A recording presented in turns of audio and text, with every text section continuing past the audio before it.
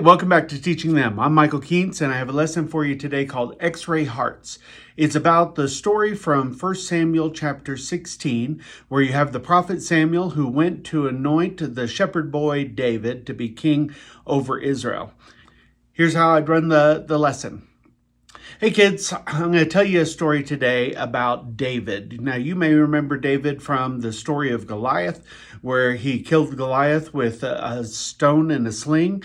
But I'm going to tell you his origin story, how he got to be the future king of Israel. There was a king before David, and his name was King Saul. He was the first king of Israel, and the people had chosen him because he was tall and he was handsome. In fact, it says in the Bible that he stood a shoulder taller than everybody else. So he was a big guy, and everybody looked at him and said, "Ooh, that's a king." But he didn't turn out to be a very good king, and pretty soon God had decided he is no longer fit to be the king over Israel. So God talked to Samuel, and he said, "Samuel, I want you to go to Bethlehem. I'm choosing a new king, and I'm going to direct you to a house there, and you're going to anoint him as king." Now, to anoint meant to pour oil on someone's head in order to set them apart for God's service. So by pouring oil on their head, it signified that they were meant for big things. So Samuel went to the house of Jesse in Bethlehem. It's where the Lord directed him. And he said, "Jesse, can you bring out your sons?" And so Jesse brought out his sons, and he lined them up in order from the oldest to the youngest. And then Samuel went to the first son, and he thought, this one's tall. He's strong. He's good looking. I think this is probably the future king out of Israel.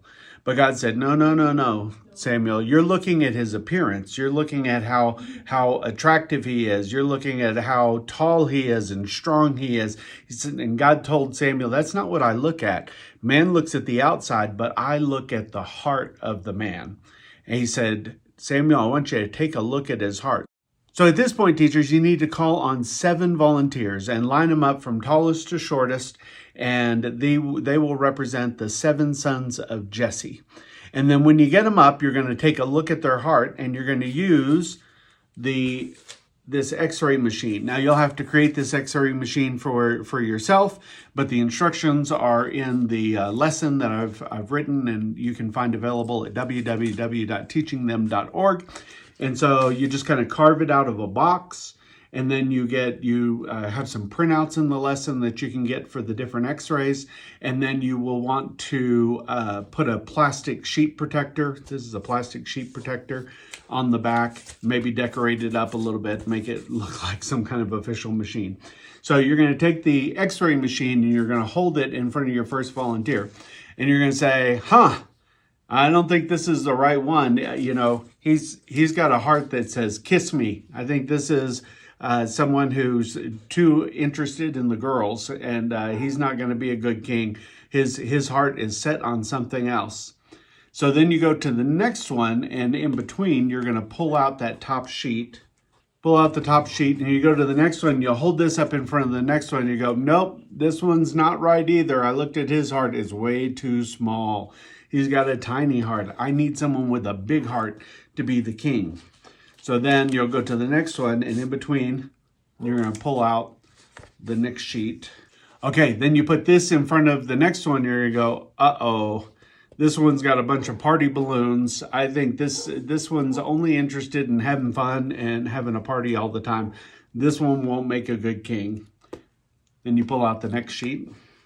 All right, once you've got that one pulled out, then you go to the next volunteer and you'll look at their heart and you go, "Uh-oh, this one's got a cheeseburger heart." They're only interested in eating good food, and their cholesterol is way too high. I don't think they're going to make a good king, and because their cholesterol is so high, they may not last very long as king. They could have a heart attack any moment. So then go to the next one, pull out the next sheet. Okay, this one is office supplies. So this is a workaholic. All they care about is work all the time. They're not going to make a good king. Okay, then the next one, you're going to say, this one's got a piggy bank for a heart. I think this one's only interested in money. Money's not a good motivation to be king. They'll have all the access to the riches, and that might cause them to go away from the Lord. Let's look at the next one. All right, here's the last one. And unfortunately, this one's got a chicken heart. And a chicken heart does not make a good king, because kings have to go to war and they have to be brave. So at this point, Samuel says, listen, Jesse, I've looked at all your sons. None of them are qualified to be king. I've looked at all their hearts, and their hearts are not the right kind of heart for the king who will follow God. Do you have any other sons that you're not telling me about? Because God told me to come to this house.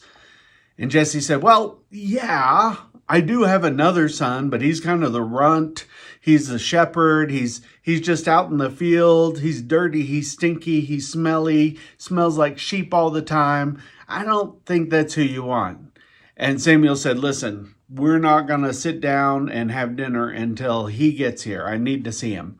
So Jesse sends somebody to go get David. David comes along, and Samuel's like, Lord, please let this be the one. And God says, look at his heart.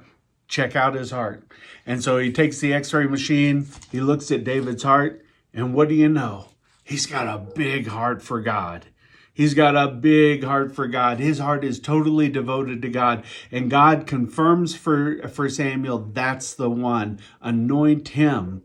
And so Samuel does. He anoints David and says, you will be the next king over Israel. Now, that's a fun way to tell the story. What I then do is kind of highlight the importance of the message, because it can get lost in the silliness. So what I would say is, hey kids, did you notice how important it is that your heart is for God?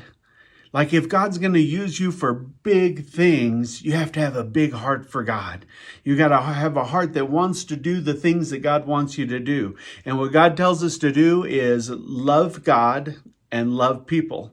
Love God, love people. That was the commandment that Jesus gave us. And so if you love God and love people, you're going to have a big heart for God, and God can use you. And what this also means is it doesn't matter if you're tall, if you're handsome or beautiful, if you're rich, if you're powerful, if you have lots of friends and you're very popular. Those are not the things that qualify you to do big things for God. God doesn't care about those. Throughout history, God has used people who were none of those things to do his work.